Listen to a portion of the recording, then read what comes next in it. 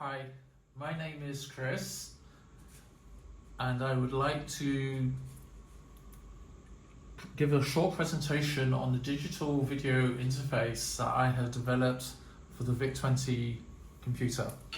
So the first thing, we will have a look at what the installation looks like. There are essentially three boards.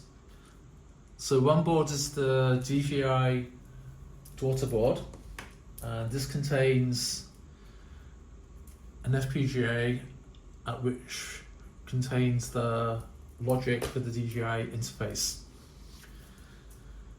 The second board is this 245 root through board. So this basically connects the data bus from the 6502 to the data bus of the VIC chip this side. In the former system, this was used to isolate the data buses, so the 6502 and the VIC chip could access the memory on alternate cycles of the system clock, but this is not required for this board.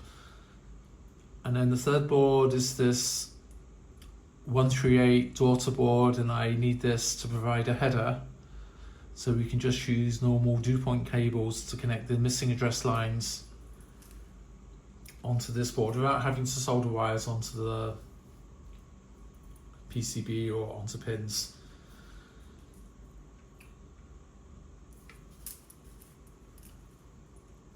For the installation, you also need to remove this chip, but you don't need to put anything here. However, all the memory chips will be needed.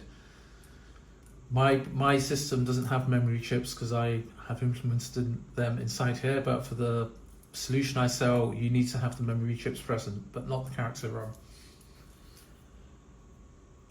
The paddles and the light pen are not supported, so only this normal joystick is supported.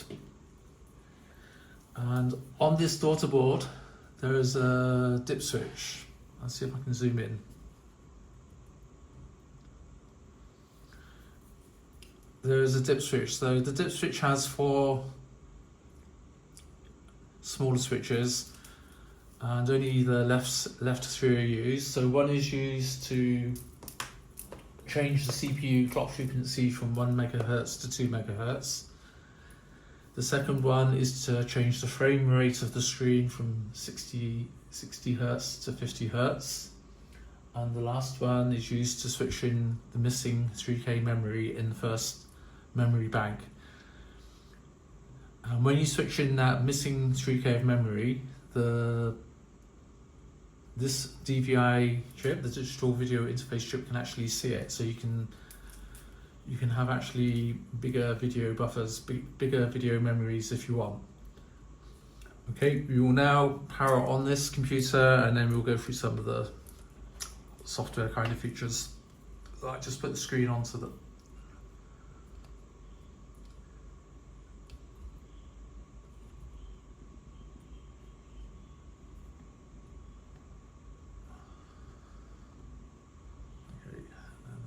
zoom in a little bit.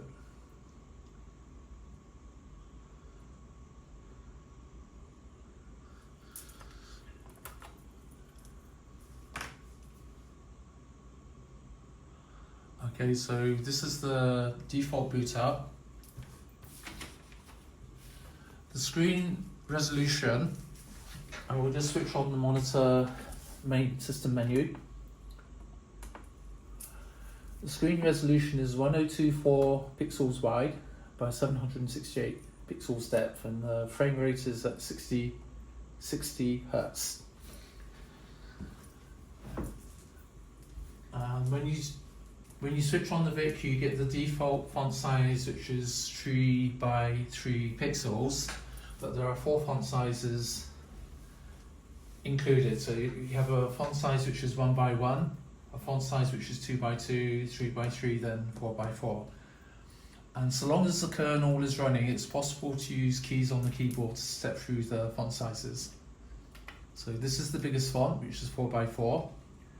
32 characters across by 24D. This is the smallest font, which is 128 characters wide by 96 deep. the 2x2 font, which is 64 characters wide by 48 deep, and then the boot font, which is 42 characters by 32 characters. In addition to changing the font size using the control keys, I can also change other things using the control keys. So we use Control T to step through a menu, and then we can use Control N and Control M to either step up or step down.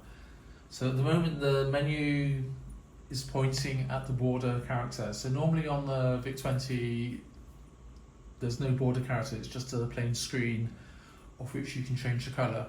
But for this digital interface strip we can actually change the border character, like so. And you can step through all 256 of the characters possible in the character map. And then the second one we can change is the screen colour. So white, let's start with black, white, red, cyan, purple, green, blue, yellow, orange, light red, light blue, light purple, light green, light blue, light yellow. And then we can also change the border one as well.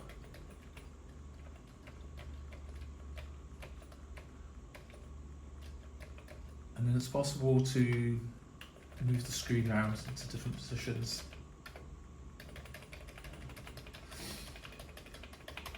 Okay, if I don't press anything, the menu which controls these settings by the control keys will reset after a few seconds, so it just comes back to the character again.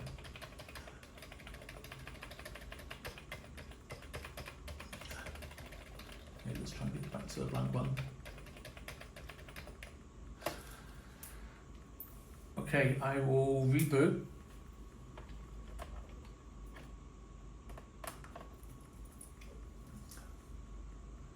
So let's look at the dip switches. So I will change the dip switch, which changes the CPU speed. So at the moment we're running on 1 megahertz. And if I change this dip switch, which changes the CPU speed, the cursor is now blinking twice as fast, and the CPU is now running at 2 megahertz. And this seems to work for the 6502, NMOS 6502, as well as the later 65C02, the CMOS version. So with this digital interface strip, you can have the option of running your CPU faster. The second one is memory, so let's give it a bit more memory. Okay, it's a bit fiddly changing these switches. So let's see if the memory has changed. Okay, so now we have the full complement in memory block 1, memory block 0, and it's possible for the DVI function to access all of this memory for the video buffer if you wish.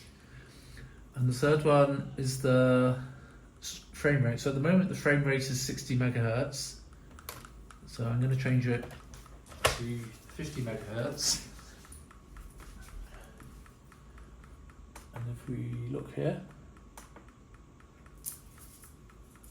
so we still have the same resolution, but now the frame rate is 52 hertz. I don't know why it reads 52 hertz. It should read 50 hertz because my Dell monitors say 50 hertz. But I don't know.